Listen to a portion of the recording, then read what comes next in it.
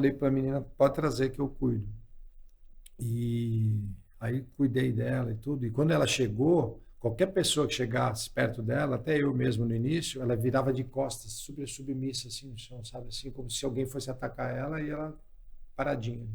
Hoje já não.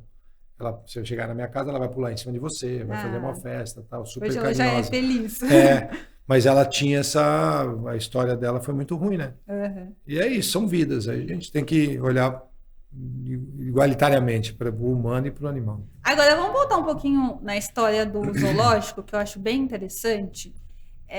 Conta, assim, mais ou menos por cima, o que que é o zoológico, de onde vêm os animais e qual que é a diferença, que é uma dúvida que eu tenho, de santuário para zoológico. É verdade que vira santuário? Não é verdade? A questão dos aquários também, você falou.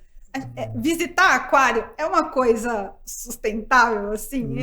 Não é meio, Bom, tipo, é assim, primeiro, a história dos zoológicos, você sabe, não sei se você sabe, pouca gente sabe isso. Os zoológicos começaram com humanos.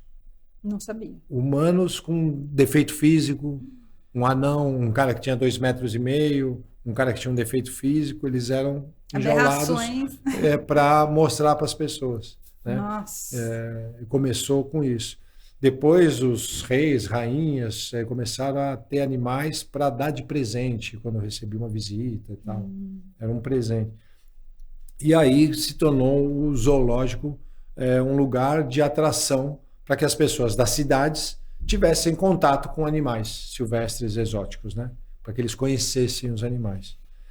Isso, naquele momento, umas 100 anos atrás, sei lá quantos anos atrás, talvez fizesse algum sentido. Para mim nunca fez, mas talvez para aquele povo daquela época fizesse algum sentido, né?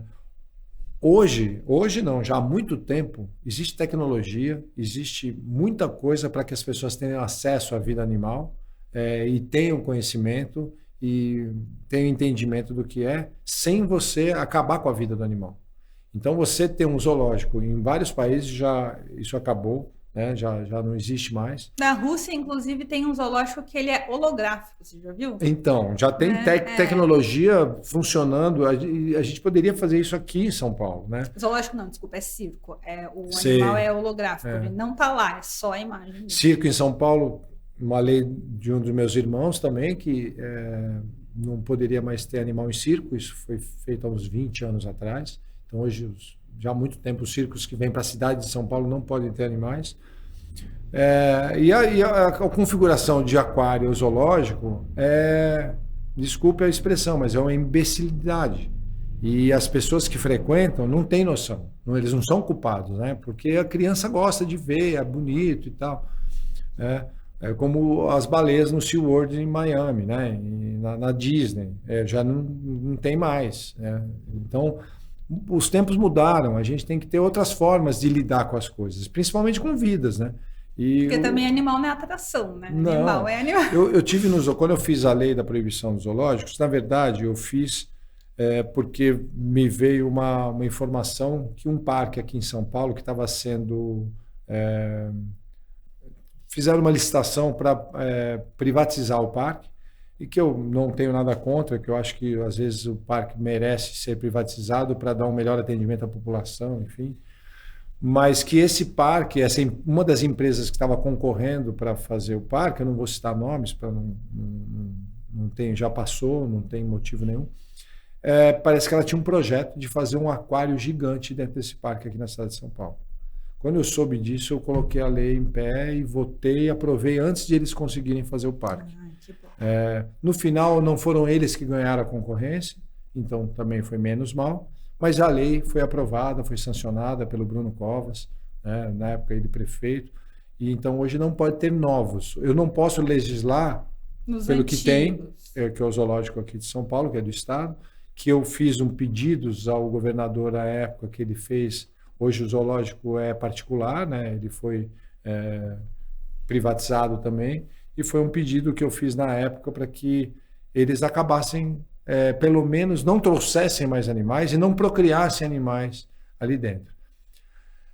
Isso não acabou. E aí eu entro na sua segunda pergunta, que é a questão de santuários.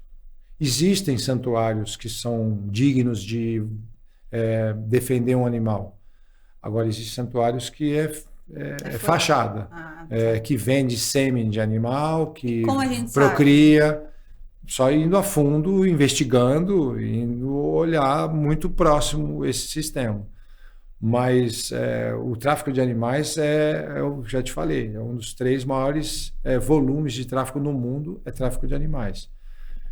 Então existe muita coisa por trás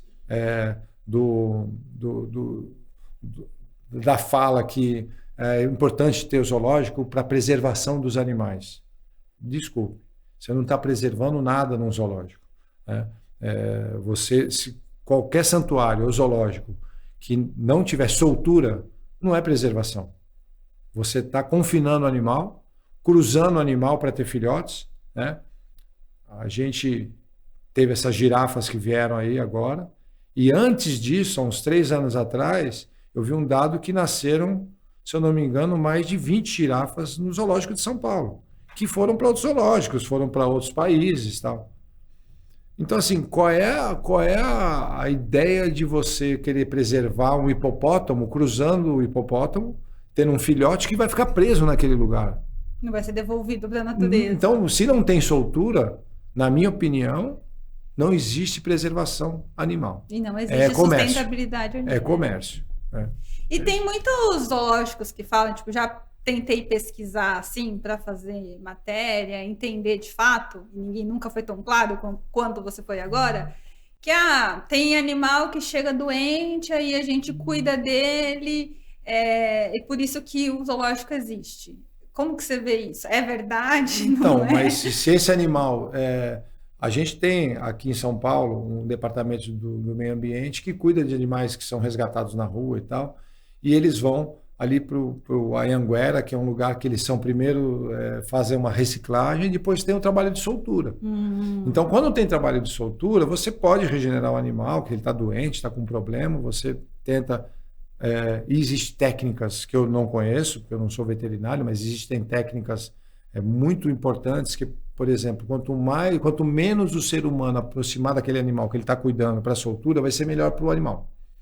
Se você, é que eles dão até nome para os bichos. Se você começa a fazer carinho, começa a ter relação com o animal, do humano com o animal, você vai atrapalhar na soltura dele, porque você mexe com o ecossistema dele, né? Para que ele possa caçar, possa sair, porque ele está sendo alimentado por você, ele está sendo, então, principalmente filhote, né? Então, eu acredito que se a gente não tiver uma consciência com animais, da mesma forma que a gente tem com a sustentabilidade, com o meio ambiente, é muito linkado esse assunto, né? Muito, muito potente e muito precisando muito de mudanças nessas áreas de conceitos, de entendimento sobre isso. E você acha que, por exemplo, se a gente for fazer um comparativo aqui, né? Eu queria muito ver, né, ter contato com a natureza, ver os animais. O safari, ele é mais sustentável do que se você vai no zoológico. Lógico que nem todo mundo pode fazer safari. Isso é uma viagem que eu quero fazer. Eu quero ir para a África. Eu nunca tive esse contato, mas eu acho que é isso. Que na África tem parques fechados de milhares de quilômetros quadrados, e o animal onde os animais eles estão soltos, na verdade, na floresta. E as pessoas vão de carro conhecer e ver. Eu acho que esse tipo de visitação é super tranquilo. Você está indo na casa do animal. Você não está prendendo o animal numa jaula para... Né? Inclusive, a gente teve aquele filme, aquele documentário sobre o cara dos tigres, dos leões, lembra? Não lembro o nome agora, mas o cara... Eles propagavam que era uma situação de preservação, mas era só sacanagem, só coisa ruim para o animal, e aí foi descoberto e tal. Tem ainda muita gente nisso, né? Tem o problema da caça, que existem, né? No Brasil, inclusive, né? Caçadores, né? Que saem para caçar, e isso é um absurdo, você caçar uma onça parda no interior de São Paulo. Isso é um crime enorme, que elas estão em extinção e precisam ser cuidadas, e não tomar um tiro e sair numa foto, né? Ainda temos essa ignorância, vou dizer assim, mas eu acho que o mundo está mudando muito. Eu vejo que, não sei se foi na Espanha, que já estão acabando com as touradas, No México, algumas cidades já proibiram touradas, né? As touradas, na minha opinião, é uma coisa que a gente viu a vida inteira. Aí fala, não, é uma questão cultural. Tudo bem, vamos mas acabar não, com essa cultura aí, essa cultura né? é ruim, essa cultura mata, né? Porque um touro, no final da apresentação dele, ele é morto, né? Então não tem sentido. Rodeio, para mim, também não tem sentido. Eu acho que tem uma cultura, mas Tem até já o touro mecânico, né? Não a precisava do gente touro. tem que pensar em alguma coisa para preservar, na verdade, a vida animal. Eu acho que tem mudanças, estão vindo com coisas legais aí nas áreas que a gente está falando. Tem melhora, mas o vácuo que a gente deixou de coisa ruim, né? Eu falo, todos que vieram atrás da gente e nos ensinaram dessa forma, deixou um big problema para a gente resolver. Então vocês entenderam, né? Aquário e zoológico não é um passeio sustentável. Existem outras maneiras da gente ter contato com a vida animal, Sim. né? Descobrir o animal, não pelo zoológico Sim. e não pelo aquário, por favor. Eu costumo dizer que o pássaro é um exemplo disso, né? Pássaro em gaiola, para mim, é um crime. Nossa, nem fala. Então, por que você não pega um binóculo, vai num parque qualquer de São Paulo, senta e começa a apreciar os pássaros, né? Então, você vê o animal em vida livre, não dentro de uma gaiola, né? Isso é muito ruim. Ninguém gostou de ficar enjaulado na pandemia, Não, né? isso foi o momento que a gente entendeu tudo, né? Pois é. Como é que... E você vai no zoológico hoje, você vê animais girando em 8, o urso polar dentro do aquário vivendo num ar-condicionado e andando para lá e para cá. Ele tem que andar 40, 50, 100 quilômetros por dia na neve para buscar comida, que é a vida dele. Não, ele está ali preso naquele lugar. Você imagina um urso gigante dentro de uma área